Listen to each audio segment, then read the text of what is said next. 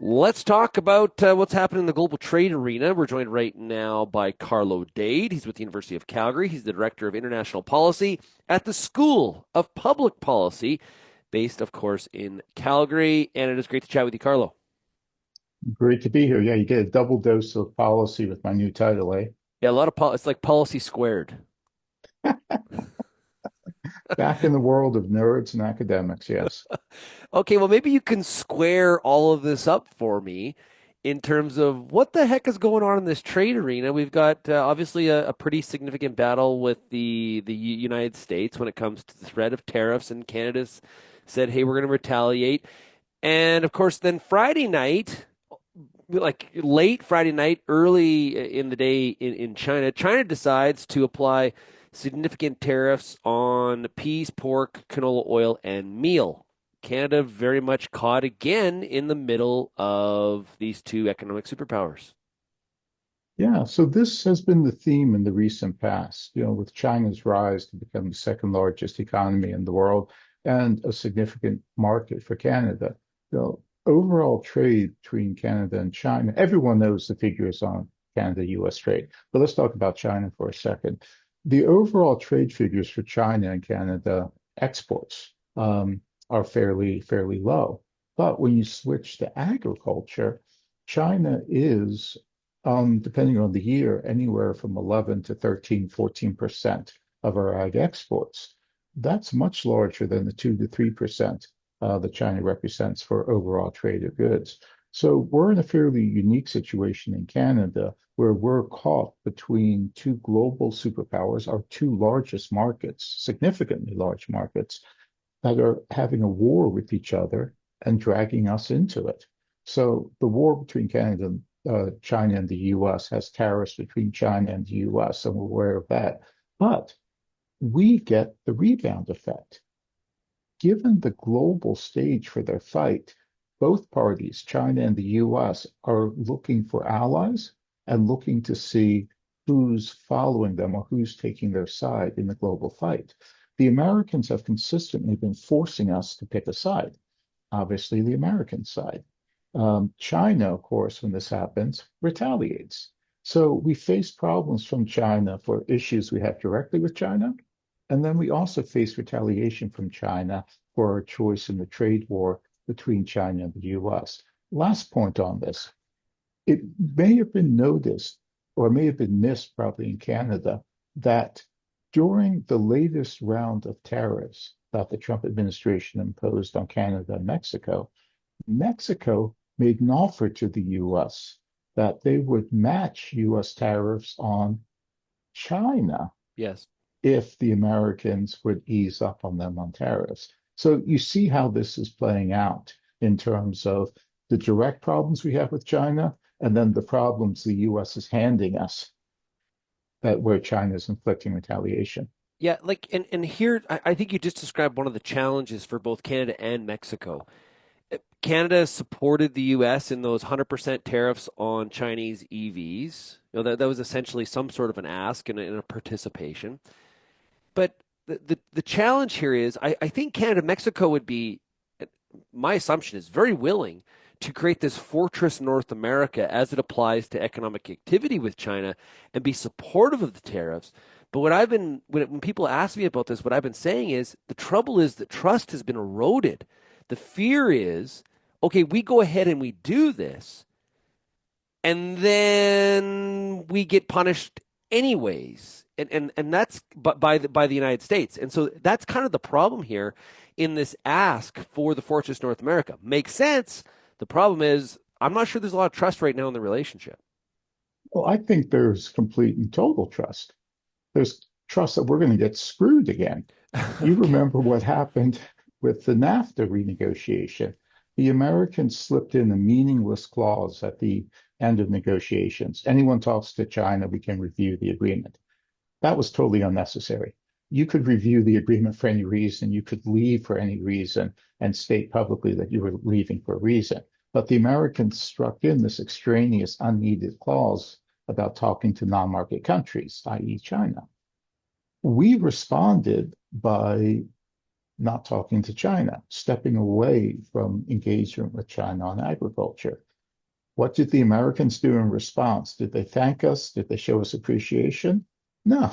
They signed a phase one trade agreement with China that had specific rules on agricultural trade that favored the Americans at our expense.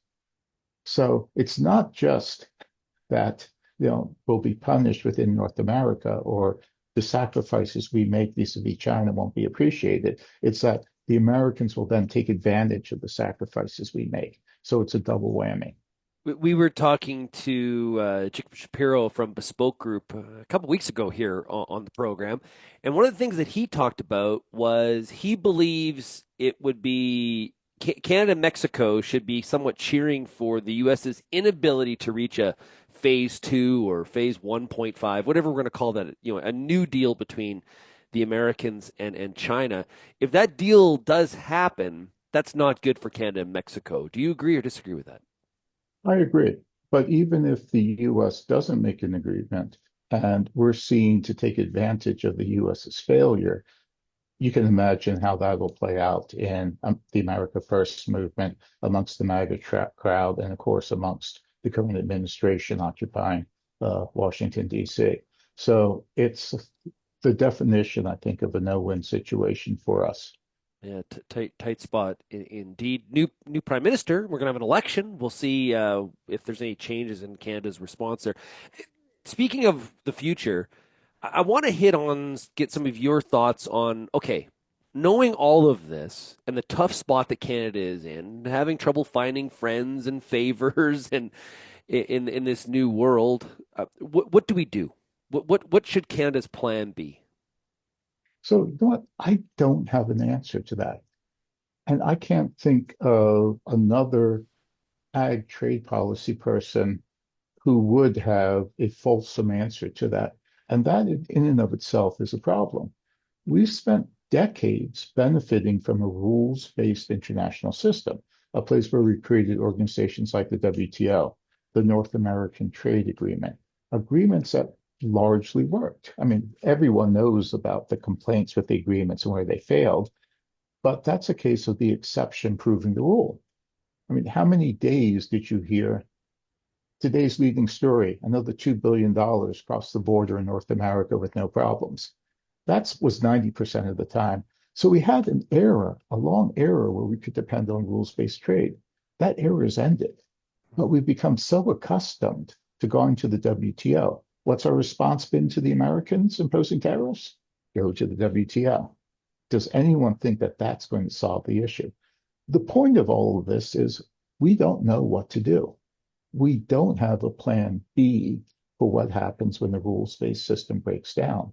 We've needed one for a long time, but it's become painfully clear that we just don't need a plan B. We need a new plan A for how we deal with global trade disruptions, the breakdown of rules-based trade, companies increasing the use of non-tariff barriers. How does Canada find its way in this new world?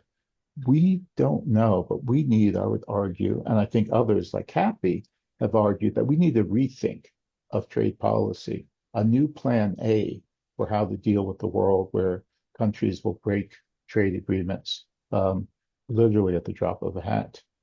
And what is different in that, based on some of your work and analysis, what needs to be in that plan? We've talked to Tyler McCann, managing director at Cappy. He participates regularly on our Friday show.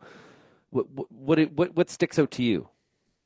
So I think one, in terms of the alternatives to relying solely on international organizations and rules, can we take other measures?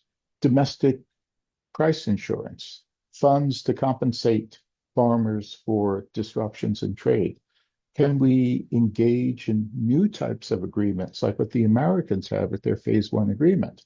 This was a completely new agreement, but it's what you'd expect from the Americans. There was no dispute resolution in this agreement. It was you either take products that we certify are good for China or the deal's off. So we also need to look to new types of agreements, potentially following what the Americans did. Other countries are looking at stockpile, curtailment, more government control. I'm not saying that these are solutions. I'm saying that these are things that need a fulsome discussion. And from that discussion, we can produce new ideas. But we're not going to get to those ideas until we bring in folks who can look at international experience. What are the Aussies doing? And if anyone could teach us some lessons about how to manage global trade disruptions with unreliable partners, it certainly would be the Aussies. But the point is, this will not be a 5-year project of academics writing obscure papers. This can be a quick, action-oriented agenda to produce this. And we need to find out what happened with the Barton report.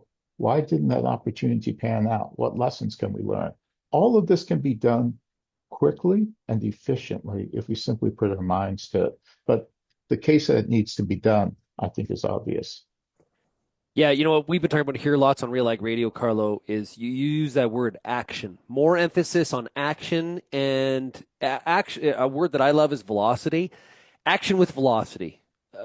We need to kind of break some of the Canadian cultural issues that we have, which is, talk, talk, talk, review, collaborate, consensus, and all of that. Not to say we shouldn't have people on board with the plan. You need to do that, but we got to move quicker. And I think that's one of the things that should be one of the takeaways here.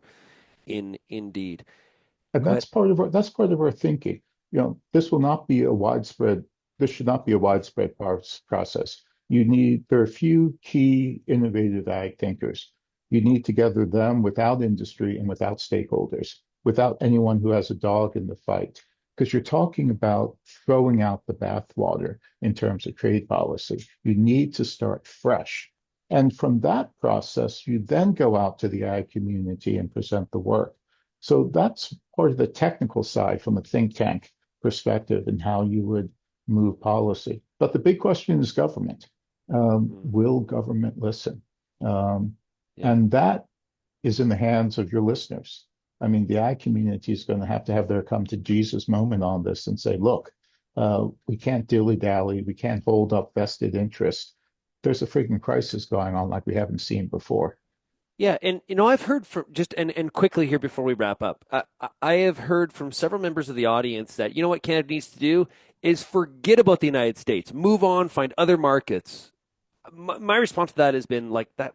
Okay, not possible. Sorry, sounds great. It's That is not it's possible. 59% of your friggin' picking exports. Good luck moving 59%. And we saw what happened with canola.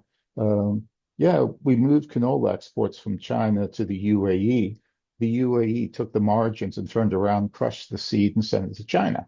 Yeah. So it's not as easy as it sounds. Carlos, great to chat with you. I'm sorry I missed you last week at Crops Convention, but I'm sure we will connect here very soon. Thanks a lot, bud. Come out to APAS, or you could buy me lunch when I come down for South Grow in a couple of weeks. That sounds good, my friend. That is Carlo Dade with the University of Calgary. He's the Director of International Policy at the School of Public Policy.